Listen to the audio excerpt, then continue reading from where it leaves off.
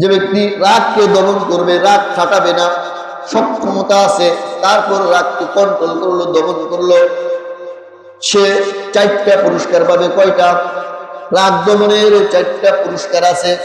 1 নম্বর পুরস্কার, আল্লাহ রাসূলের সাহাবী আব্দুল্লাহ ইবনে আমর রাদিয়াল্লাহু তাআলা বলেন, আন্নাহু সাআলা রাসূলুল্লাহ সাল্লাল্লাহু আলাইহি ওয়াসাল্লাম, আব্দুল্লাহ ইবনে আমর রাদিয়াল্লাহু তাআলা আল্লাহ রাসূলকে জিজ্ঞাসা করলেন, মাযা ইউবাইদুনি মিন গাদাবিল্লাহ, ও নবীজি আপনি একটু বলে দেন, কাল হাসরের ময়দানে আমি আল্লাহর গজব থেকে, আল্লাহর ক্রোধ থেকে, আল্লাহর রাগ থেকে আমি কিভাবে বাঁচতে পারবো?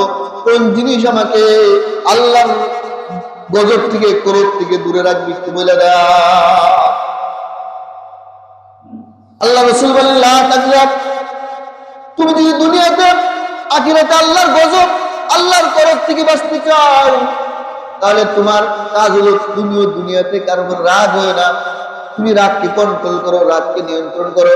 তুমি যদি দুনিয়ার মধ্যে রাগ খাটানোর সক্ষমতা থাকার পরেও তুমি রাগ করলা না, তাহলে আল্লাহ তাআলাও কাল হাসরের ময়দানে তোমার উপর রাগান্বিত হবেন না। সুবহানাল্লাহ বলেন। তাহলে আমার সক্ষমতা থাকার পরেও আমি বিবিকে দুটো মারতে পারি, সে এমন কথা বলছে, তারে 2টা চর মারার ক্ষমতা আমার আছে, রাগ উঠছে, আমি যদি কন্ট্রোল করি, রাগ কন্ট্রোল করে তাকে কিছু বললাম না, তাহলে আল্লাহ তাআলাও আমি যে অন্যায়গুলি করছি, এই অন্যায়গুলোর উপরে আল্লাহ যে রাগান্বিত হবেন, আল্লাহ নিজের রাগকে কন্ট্রোল করে আমাকে মাফ করে দেবেন। বলেন সুবহানাল্লাহ। তাহলে 1 নম্বর পুরস্কার, আমি যদি কারো উপরে রাগান্বিত না হয়, রাগ না খাটাই, তাহলে আল্লাহ তার রাগ আমার উপরে খাটাবেন। সুবহানাল্লাহ। 2 নম্বর পুরস্কার, যারা রাগকে নিয়ন্ত্রণ করবে, কন্ট্রোল করবে, আল্লাহ তাআলা তাকে বিশেষ একটা পুরস্কার হাসরের ময়দানে দান করবেন। কি সেই পুরস্কার? আল্লাহ রাসূল সাল্লাল্লাহু আলাইহি ওয়াসাল্লাম বলেন, মান কাযাবা গায়যান ওয়া হুয়া ইস্তাতিউ আইয়ানফুযাহু, ওই যে ব্যক্তি সক্ষমতা থাকার পরেও রাগ সে বাস্তবায়ন করতে পারে। মনে করেন আমার দোকানে একজন কর্মচারী আছে, অন্যায় করেছে, আমি চাইলে এটাকে ছাঁটাই করে দিতে পারি, ছাড়াই করে দিলে সে অবাই করে দেবে, না খেয়ে থাকবে, আমি জানি। ওই অন্যায় করার পরেও আমি তাকে ছাঁটাই করলাম না, আমার রাগটা কন্ট্রোল করে তাকে আমি রাইখে দিলাম। ওই সক্ষমতা থাকার পরেও আমি তার উপর রাগ খাটাইলাম না, রাগ নিয়ন্ত্রণ করলাম।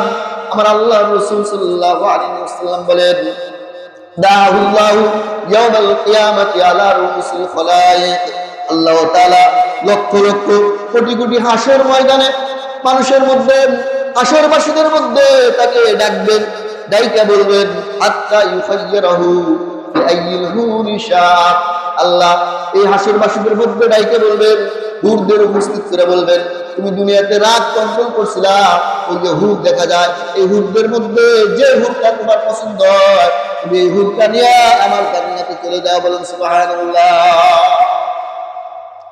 তাহলে রাগ কন্ট্রোল করলে 2 নম্বর পুরস্কার, আল্লাহ তাআলা আমাকে জান্নাতে হুর দান করবেন।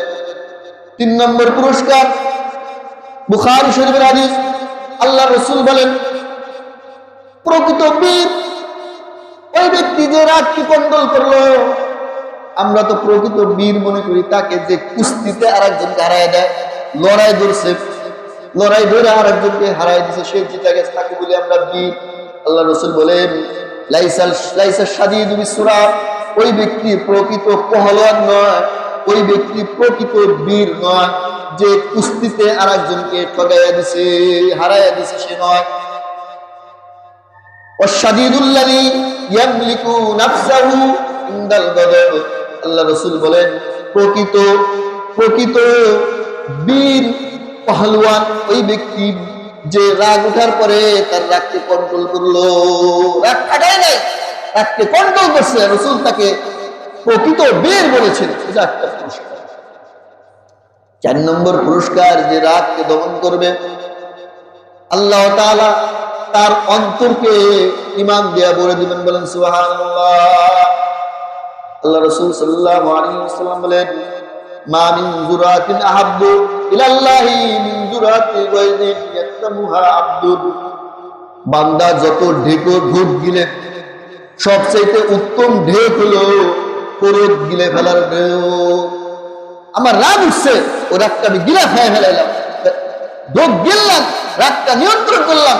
এটা আল্লাহর কাছে সবচেয়ে উত্তম ঢোক, সবচেয়ে উত্তম ঢোক হলো এটা, যে সে রাগ কি করছে, দমন করে ফেলাইছে।